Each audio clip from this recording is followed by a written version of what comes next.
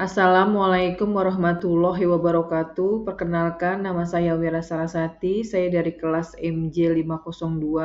Saya akan menjelaskan mengenai sistem informasi manajemen, ringkasan materi 1 sampai dengan 7.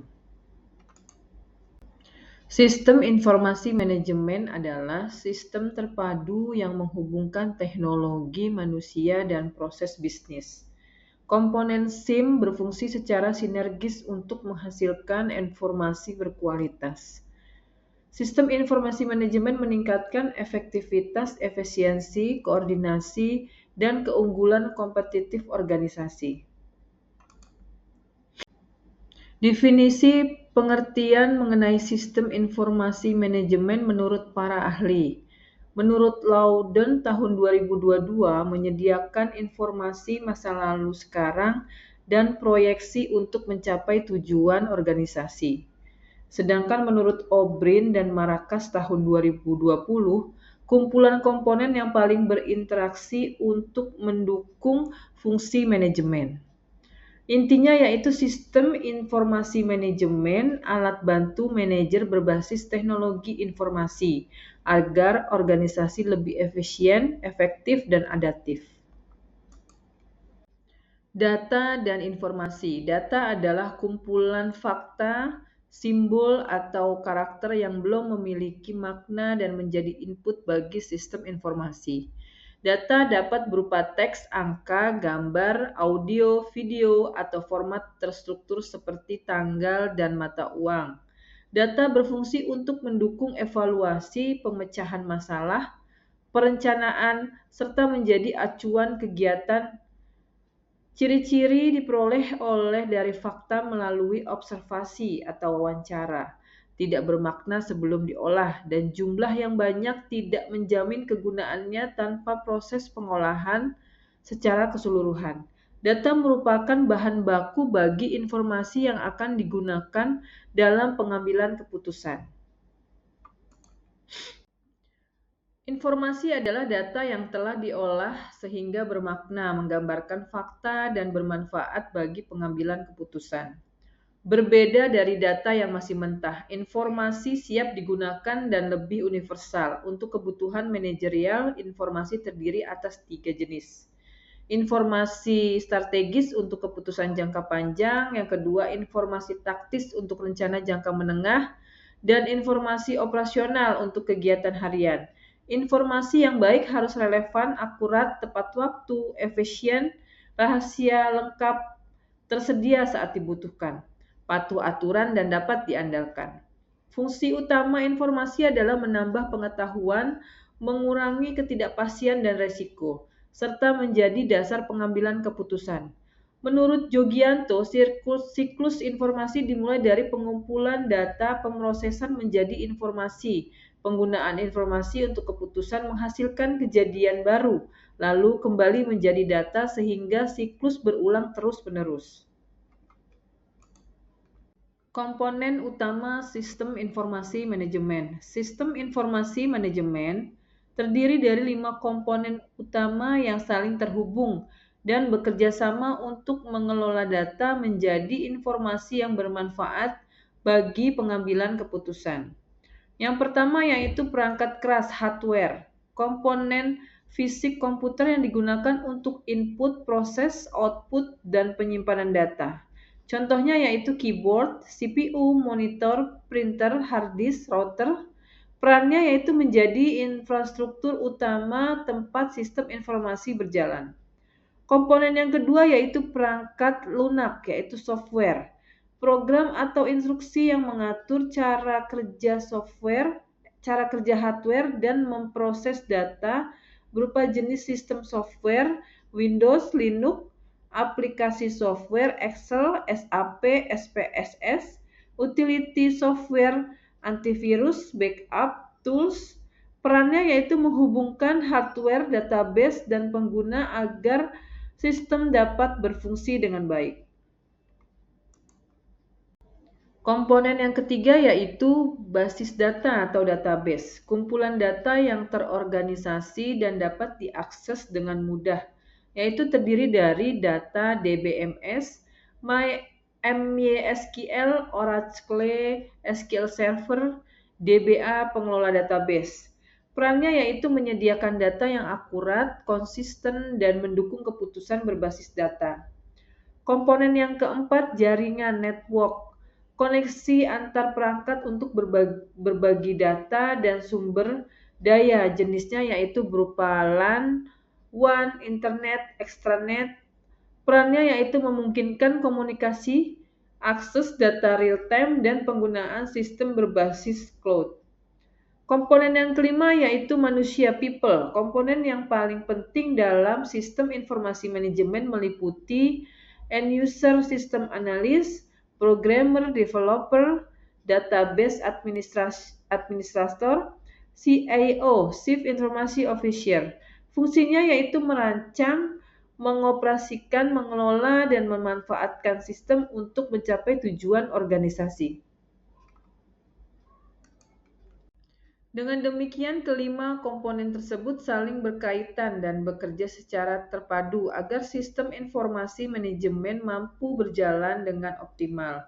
Hardware menyediakan perangkat fisik untuk menjalankan aplikasi. Software mengatur logika dan instruksi pengelolaan data. Database menyimpan serta mengelola data yang diperlukan.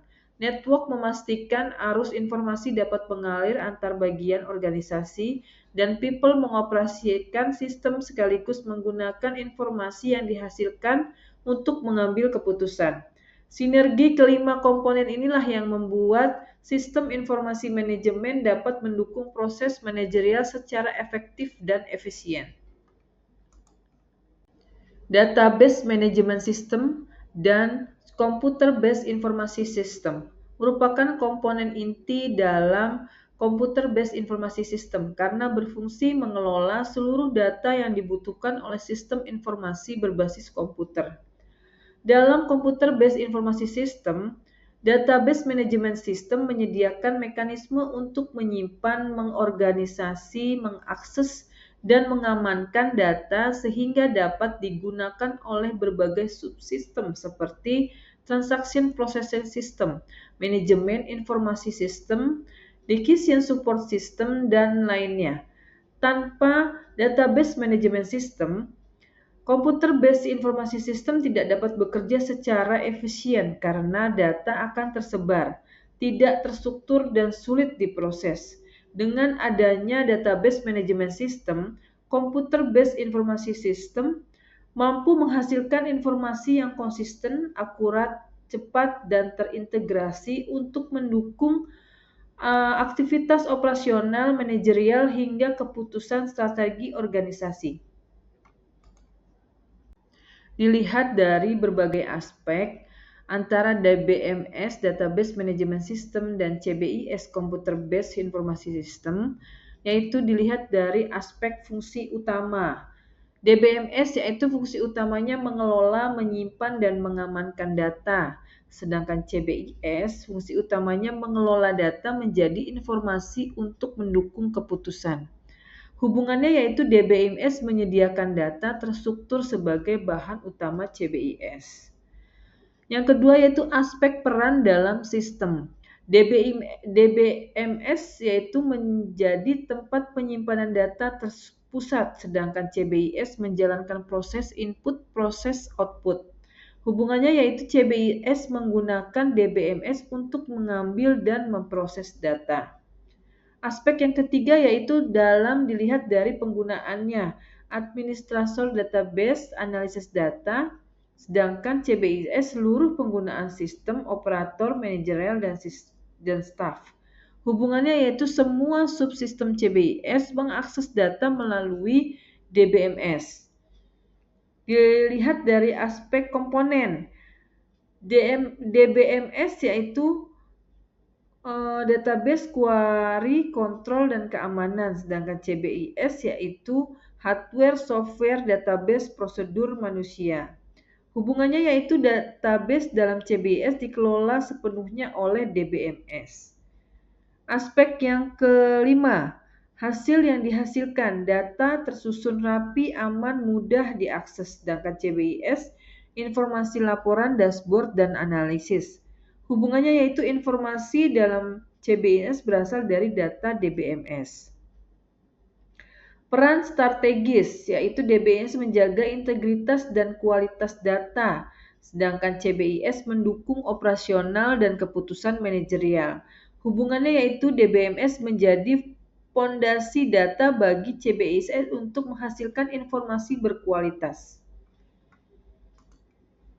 Sistem informasi akuntansi dan sistem informasi pemasaran merupakan bagian dari subsistem dalam sistem informasi manajemen.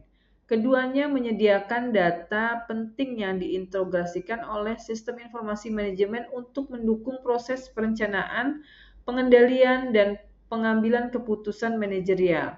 Sistem informasi akuntansi menghasilkan informasi keuangan seperti pendapatan biaya, laba, dan arus kas. Sedangkan sistem informasi pemasaran menyediakan informasi pemasaran seperti tren penjualan, perilaku pelanggan, segmentasi pasar, dan efektivitas promosi. Sistem informasi manajemen kemudian menggabungkan kedua informasi tersebut untuk membantu manajemen menganalisis kinerja organisasi secara menyeluruh.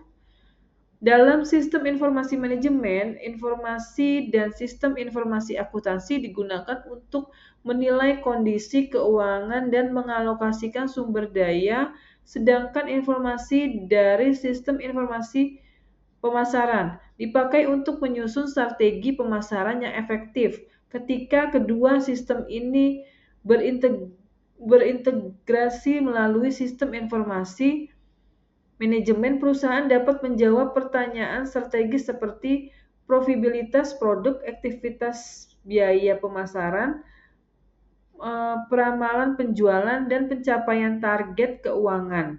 Dengan demikian, sistem informasi akuntansi dan sistem informasi pemasaran menjadi pemasok dan data utama yang memungkinkan sistem informasi manajemen menghasilkan informasi yang akurat, relevan, dan tepat waktu bagi manajer di semua level organisasi. Sistem informasi akuntansi adalah sistem yang berguna untuk pengumpulan, pencatatan, penyimpanan, dan pemrosesan data menjadi informasi keuangan.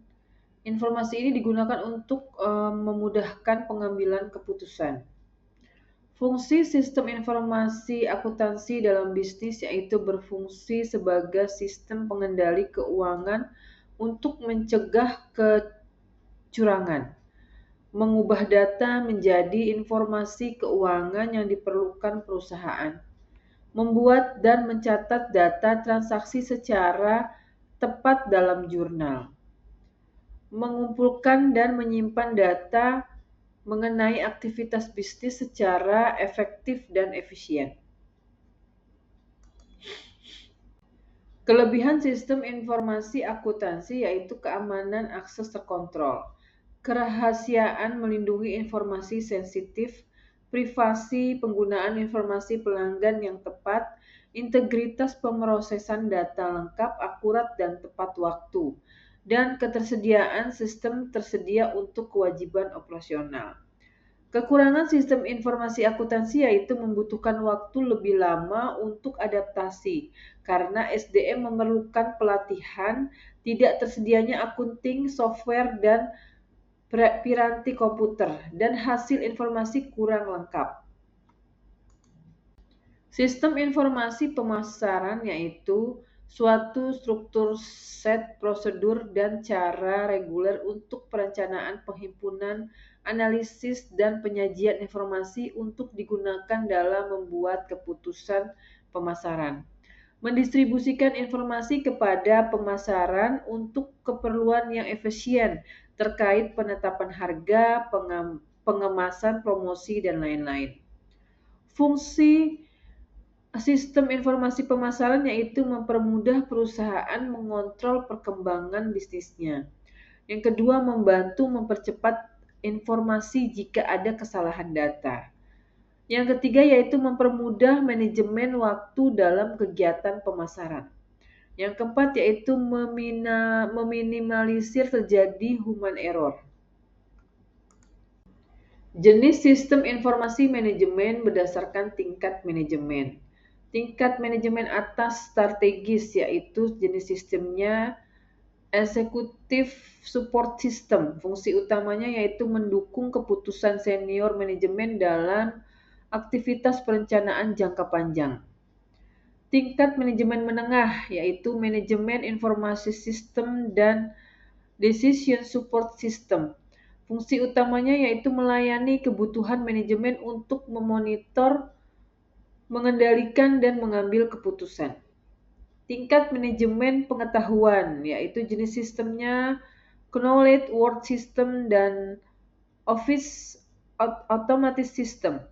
Fungsi utamanya yaitu membantu karyawan dengan keahlian khusus dalam menciptakan keahlian baru yaitu KWS dengan menangani pekerjaan manajemen. Tingkat manajemen bawah operasional yaitu Transaction Processing System. Fungsi utamanya yaitu sistem pengelola informasi yang ditujukan untuk mengawasi jalannya organisasi sehari-hari dan transaksi. Sistem penunjang keputusan adalah komponen penting dalam sistem informasi manajemen yang dirancang untuk membantu manajer mengambil keputusan yang lebih efektif, terutama dalam kondisi semi-terstruktur yang membutuhkan analisis data, pemodelan, dan pemilihan alternatif terbaik. DSS memperkuat kemampuan sistem informasi manajemen dengan menyediakan proses analisis lanjutan, bukan hanya laporan rutin, sehingga keputusan dapat diambil secara cepat, akurat, dan didukung data, dengan kelebihan seperti kemampuan menangani masalah kompleks, meningkatkan produktivitas manajer, dan memfasilitasi komunikasi. DSS menjadi alat strategis bagi organisasi meskipun tetap memiliki keterbatasan karena tidak dapat menggantikan intuisi dan pengalaman manusia melalui tahapan intelligent design, choice, dan implementation. DSS membantu menghasilkan solusi yang terukur dan aplikatif. Secara keseluruhan, DSS berperan penting sebagai pendukung keputusan dalam berbagai level manajemen agar organisasi dapat merespon perubahan lingkungan dengan lebih adaptif dan terarah. Kelebihan sistem pendukung keputusan, seperti mampu menyelesaikan masalah kompleks, mempercepat proses pengambilan keputusan, membantu manajer kurang berpengalaman dengan data, meningkatkan komunikasi, dan meningkatkan produktivitas. Namun, SPK juga memiliki kekurangan, misalnya tidak dapat memodelkan intuisi manusia, bergantung pada software hardware, serta hanya bekerja berdasarkan pengetahuan yang tersimpan. Tujuan utama DSS yaitu mendukung, bukan menggantikan keputusan manajer, meningkatkan efektivitas, bukan efisiensi, serta membantu menyelesaikan masalah semi-terstruktur. Proses DSS mencakup 4 tahap: Intelligence Design, Choice, dan Implementation. Struktur DSS terdiri dari database, model base, software, system, dan user interface. Berdasarkan hierarki, manajemen DSS mendukung keputusan strategis, manajemen puncak, taktis, manajemen menengah, dan operasional manajemen bawah.